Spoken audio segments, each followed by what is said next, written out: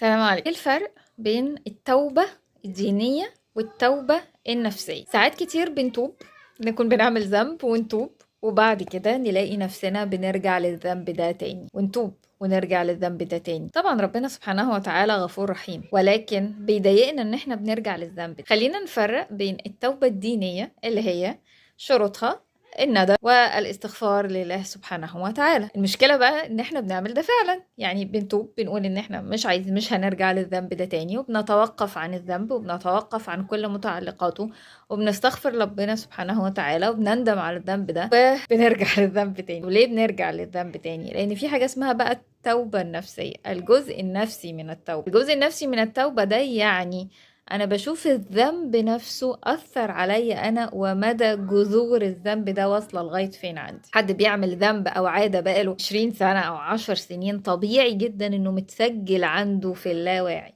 طبيعي جدا ان بقى ليه ناقلات، بقى بيشوف حاجات مرتبطه بالذنب على طول تفكره بالذنب، على طول يبقى عايز يروح يعمل الذنب ده.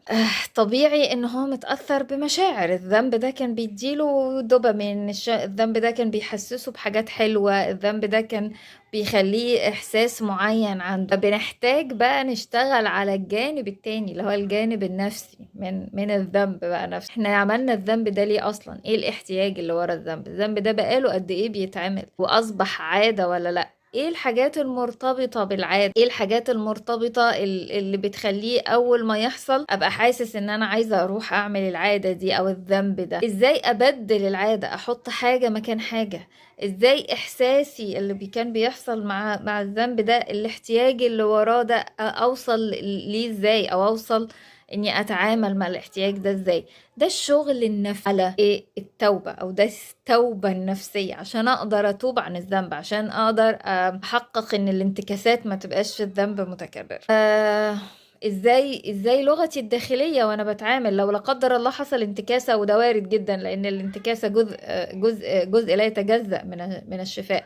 لو حصلت انتكاسة، لغتي الداخلية مع التعامل مع الذنب ده ازاي؟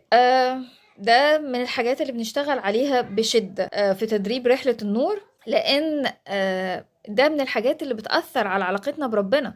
أنا بقعد أقول لربنا طب يا رب ما أنا تبت يا رب أنت ليه مش قابلني؟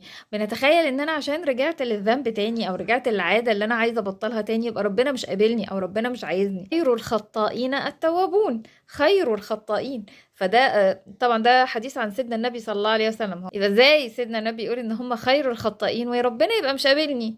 ربنا سبحانه وتعالى بيقبل التوبة، ولكن لازم نفهم أبعاد التوبة. سلام عليكم.